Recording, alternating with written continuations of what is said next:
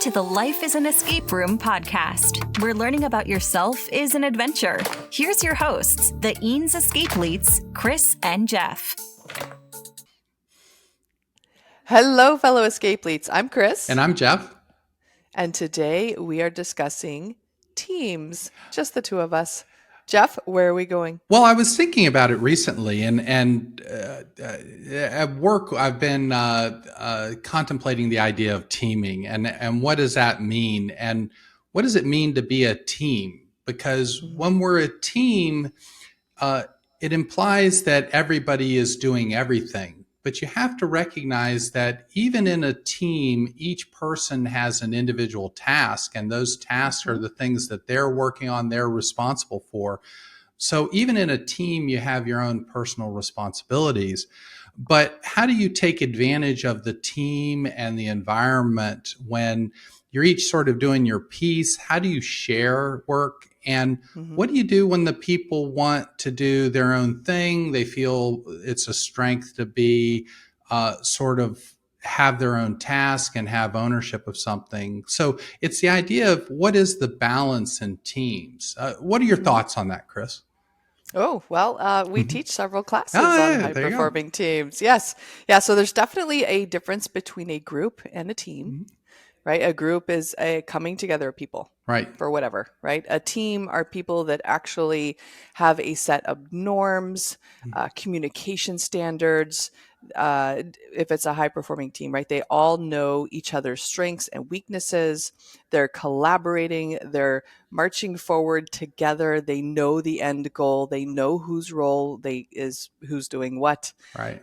And they respect each other. They may not like each other, but they respect each other, and they work together to get the mission done. What do you do? And I guess I'm quizzing you on this. What do you do when you have a person that they want to focus on their own piece? They like the team. They get a lot out of it. They're doing their part, but at a certain point, they want to take their piece and bring their piece back and work on it sort of at their own pace. What are your thoughts on that? Yeah, well, I mean, it depends on the team, because some teams, they want to work that way, right? So each person gets their little task, they go do it, then they come back together and work forward on it. It's if it's getting in the way of the team norms, is getting way of the progress of the team, that individual needs to be addressed. What are your thoughts on when you're and this is a big problem we're experiencing now with just the hybrid work environment. When we have people, and also work-life balance, we have people, especially right now, this time of year, and it's not necessarily when you're watching this, but this is the sort of summer break time of year. So we have a lot of people at my work that are on leave, so you can't have the whole team together at one time. And there's sort of a angst among some of the team about having any portion of the team moving forward without the whole team there. How do you handle when you're teaming and the entire team can't participate at the same time? Well, I think this brings up a great escape room story. Good. When one of us gets locked in a particular area. Right. And gets really anxious and frustrated while the other person is working the room. I already know which one. And being like, you need to focus on what will get me out of here. Right. So can you share a little bit about that story and how you believe that relates to your current predicament? Oh, well, and it's funny. It's the idea of feeling left out, I think, is part of it. It's when you're a team, and especially when you really embrace the team ethos, so to speak, you want to be a part of the team and you want to participate. But we were actually, I forget it. I think this has happened several times. It's happened several times. I think this one was in Italy. Either Italy or Malta. I can't remember, but it was Italy. It was Italy. Yeah. Oh, okay. So we're at this, and we're actually beta testing a room. And if you're not familiar with what beta testing means, is they're sort of they've just established the room and they're working through the kinks. And we had done the other rooms at the location, and the owner's like, "Oh, this is great. Do you mind trying out my new room. It still has some kinks, but of course.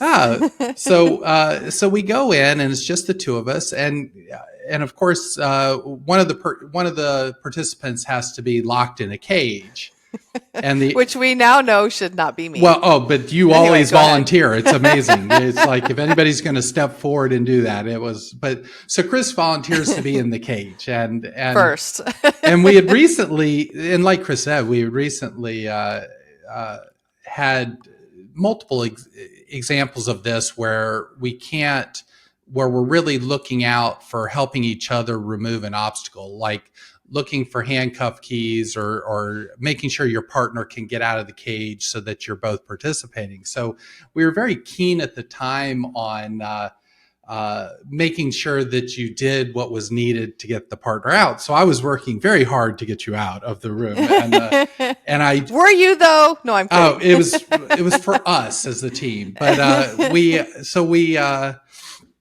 so we're working really hard, and Chris had examined the inside of the room, the cage, really well, and I. You mean I said? I said. No, I said me. Yeah, me. You're talking to me. Oh yeah, am I talking to you?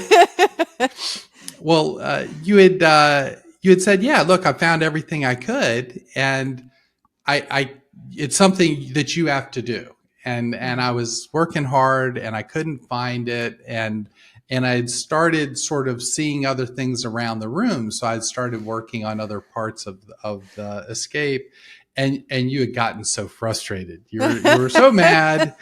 You said, I can't believe, it's like, you got to help me out. And well, then we had run into a glitch, and the room, and we had to be reset, and the game master came in, the owner came back in, and he's like, are you all good? And Chris like, we're switching. You mean I'm like, we're switching? Yeah. So you said we're switching. So so I was in the cage and you were out, and we start over and we do the exact same thing again. We're running through this, and while I'm in the cage, I noticed something. There was a skeleton in there with us, and I noticed something around the collarbone, and I pulled that out, and it was the very clue that you needed to escape. Yes. And you'd been very focused on me as your teammate. Get me out. Well, and it was almost the team aspect almost distracted you, because you were like, well, look, I'm relying on my team member. My team member has to give me something. But in the end, it was like, well, no, sometimes even as a team, you got to step up. You got to save yourself, so to speak. And it was very interesting. And I'll take a moment to refer a couple episodes back to the episodes on failure and mistakes and how those are learning opportunities. Okay, so now relate this to work. Oh, we did end up getting out, by the way. We did. Oh, it was fun. Yes. It was fun. It was a really well done room, and really good effects. Well, at work, when you're working on a team, you have to remember that while the team is there to help, there are certain aspects and there's certain things that you have to push your own expertise, your own boundaries, make sure you're getting to the end of the goal. And sometimes that means that your team members might not be contributing to your portion of that, but it doesn't mean you're not a team, and it doesn't mean the team isn't working together to focus on the outcomes. But you have to remember that even as a team, there's certain things that you got to take care of yourself. And then there's other times when there's certain things that you can't do, and you have to rely on your team, and you have to be patient until they can do that. That's why they're there. That's right. Yeah. It's funny, too. I know escape rooms have traditionally been used for team building activities as well, right? So it's fascinating how you may not see certain behaviors at work, but they come out, they're more clear in escape rooms. So what I'm thinking of, Unfortunately, this is one of the escape room experiences you weren't involved in. Oh, I see. Mm-hmm. But I was on a business trip and I was teaching different, I don't want to call them personality types. We're calling them personality preferences, Mm-hmm. right? Because it's just your natural preferences and you can adjust and change Right. based on who you're interacting with. But we were doing a a training on personality preferences.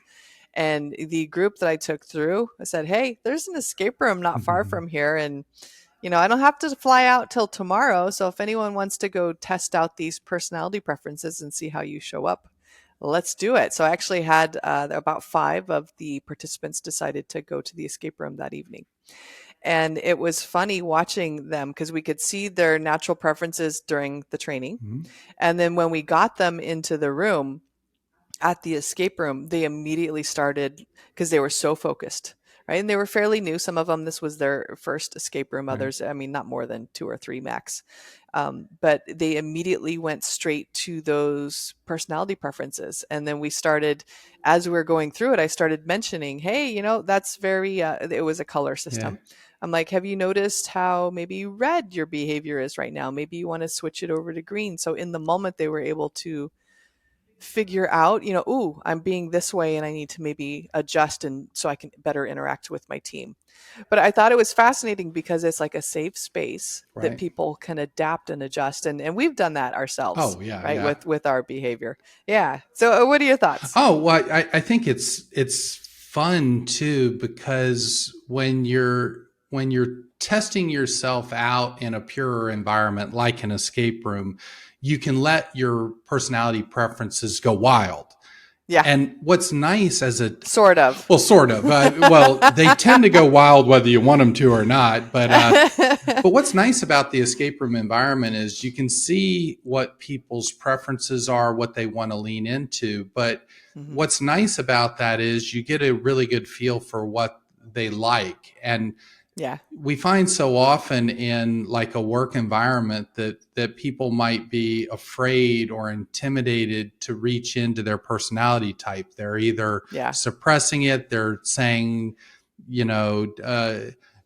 don't be so dominating, don't be so whatever. So they've learned things, and then they can't tap and grow and build on their strengths, and also focus on what their strengths are doing to other people in the Yeah. group. So Yes. it's so nice to have an environment where you can go in.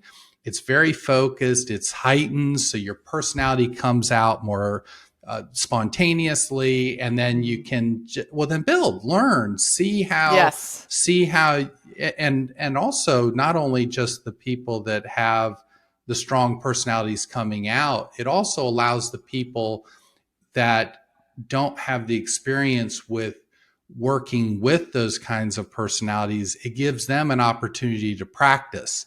It's like Yeah.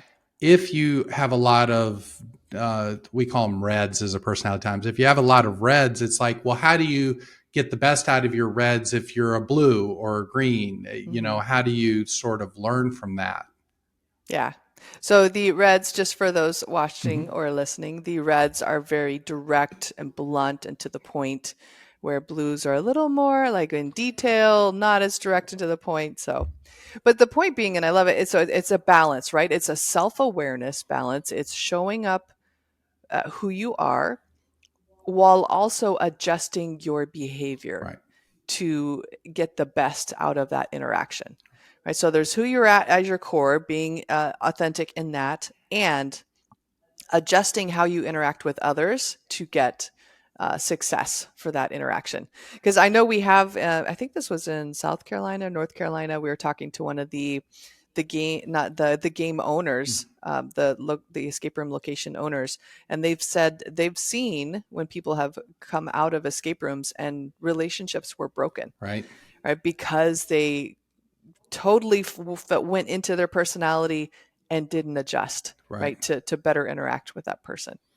So I mean, I just think it's fascinating. It's a nice playground to, one, be more aware of yourself, and then two, kind of experiment with different ways that you can interact with others who are different personality types. Well, and it says a lot about your authentic self. It's so funny that you hear about people going in and their personalities changing. It's like, Yeah. no, their personality didn't change. That's their It just personality. came out. Yeah, it's Yeah. like it was revealed. it was revealed. So it didn't change Yeah. it; it revealed it. But how do you do? I mean, if it takes an escape room to be your authentic self, maybe you should examine that too. Just not only the idea of, well, why aren't you always this way, and why does this environment change you? So Yeah.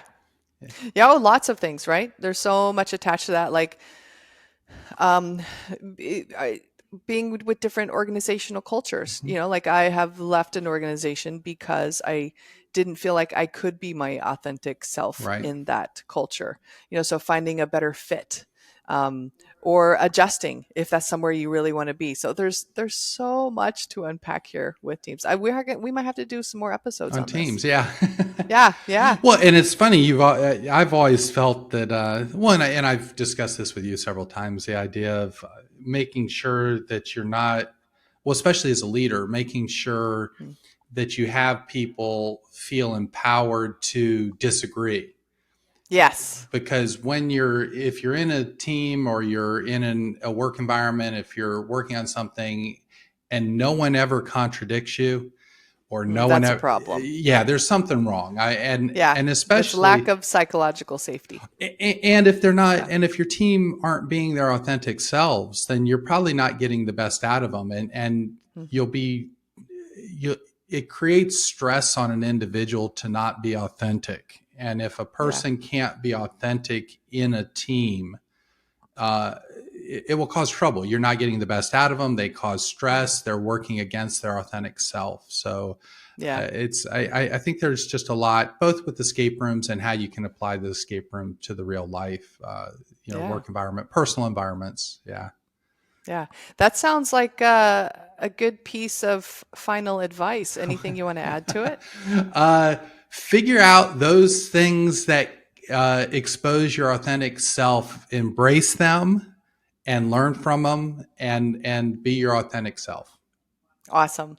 Yeah, and I think I'll kind of reiterate what I said before on essentially it's the foundation of emotional intelligence, right? It's being aware of yourself. What are your natural preferences for communicating with others, for operating in goal-oriented, or deadline-oriented environments, and then making sure and managing those parts of you that aren't being successful in interacting with others, right? Adjusting those as needed so that you can compromise and meet other people where they're at with their natural preferences. Absolutely. Yeah.